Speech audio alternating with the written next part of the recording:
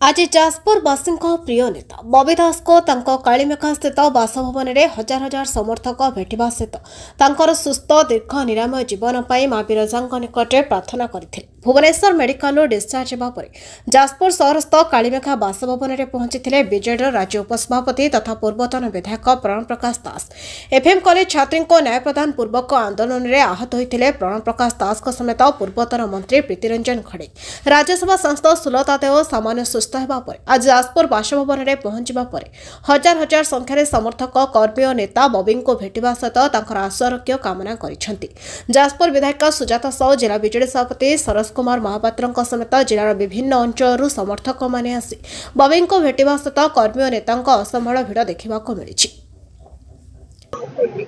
आज देखुवे लोकंकर समागम केमती केते भल पाइबा अच्छी पूर्वतन विधायक पूर्वतन मंत्री जाजपुर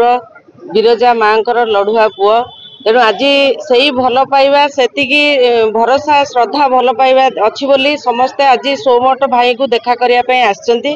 आज देखिए ओडिशार जहाँ घटना घटुची प्रत्येक क्षेत्र में आज नारी माने सुरक्षित नुहंती तेणु आज सौम्या भौणीर न्याय मागिबा को जाइकी जदि जड़े भाई आज गुलीमाड़ खाई तेणु आज से मनरे भी बहुत गर्व अच्छी जहा हो मु जाइली लड़िकी न्याय मागिबा आज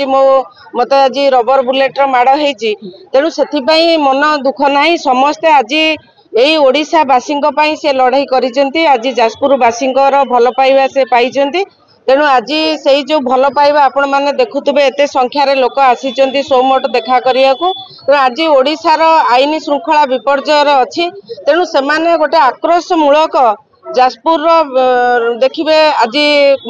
प्रण प्रकाश दास आउ प्रीतिरंजन घड़ई समस्त सुलता देव समस्त से जानी शुणी गोटे आक्रोशमूलक माने नहीं गोटे जमीती गोटे राग गोटे ये नहीं कि तेणु से आमर भय नहीं जाजपुरवासी से लड़ाई सब बेले प्रस्तुत अच्छा तेणु जितेबाला जहाँ आसब लोकों भल पाइबा भरोसा से भरोसा विश्वास को लेकिन जाजपुरवासी सब बेले सचेतन। बीजेपी सरकार जे महिला विरोधी सरकार जे महिला कथा केबे भी कान कुंभकर्ण निद्रा रे वर्तमान पर्यंत से शोइचंती जेते तांको प्रतिवाद कले कि न्याय मागिले तांकर कोनोसी निद भी एपर्यंत भांगुनी कि महिला मानक पई सुरक्षित से माने सुरक्षा देई परिबेनी तेणु तांकर देखिए जेते जोठी जहाँ न्याय मागिले मध्य कोनोसी भौणीटी आज रास्ता ऊपर गला बेले से सुरक्षित नुह तेणु कॉलेज छात्री माने पाठ पढ़िया को गले मध्य से जो एथिर सम्मुखीन होउचंती तेणु आज जहाँ हेले भी सरकार आसिला परे जो नारा देके आस्तिले ओडिशा अस्मितार कथा कही आस्तिले आज तार उदाहरण पालुटुचंती महिला माने सेतिरे होची आक्रोशमूलक होची सेमानंक उपरे ए जो घटना घटुची प्रतिदिन घटना देखिबो ओडिशा रे 10 रु 15 महिला मानक उपरे गण दुष्कर्म शिकार होउचंती तेणु आज ये सरकार जदि पारुनांती अपरागतार सरकार अच्छंती तांको ओडिशावासी कहउचंती जदि पारुना गादी छाड़ी दियो तमे इस्तफा दियो ताकू मध्य से कानरे पुरौनांती कि इस्तफा दउनांती कि गादी छाड़ुनांती। जो मुहूर्त रे अन्याय विरुद्ध रे लड़ाई करला बेले तांको गोड़े गुली बाजीला टीयर गैस पानी माड़ सब कथा हो सारा पर जिते से अपोलो हॉस्पिटल को गले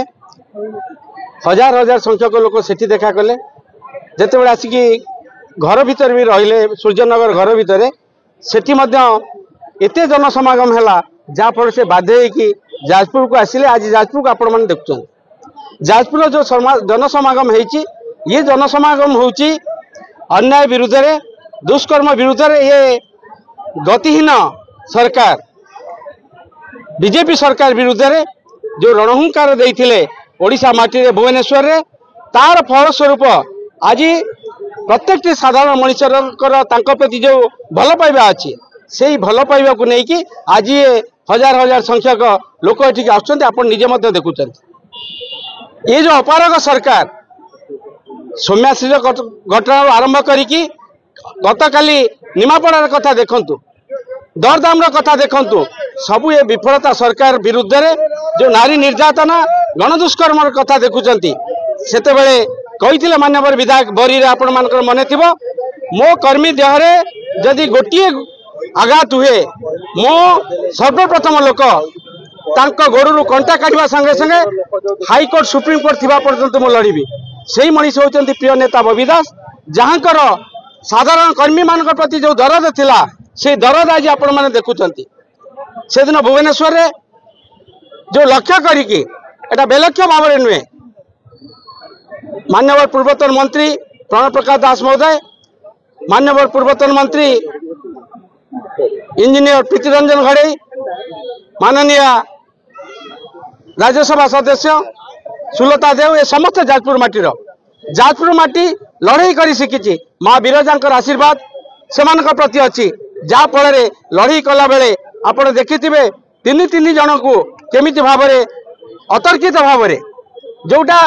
किसी आरंभ ही नहीं गोटे कड़न भांगी द्वितीय कड़न पाक कहीं जाना ये ओडिशा इतिहास एक विरल घटना ओडिशा इतिहास विरल घटना ये जिते से युद्ध क्षेत्र देखी प्रणव प्रकाश दास महोदय को से अनुभव कर संभाली पारूनी जहाँफल जो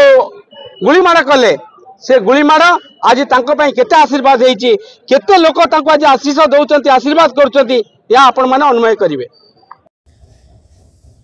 जाजपुर जिला प्रतिनिधि अक्षय विशाल रिपोर्ट न्यायवती टीवी।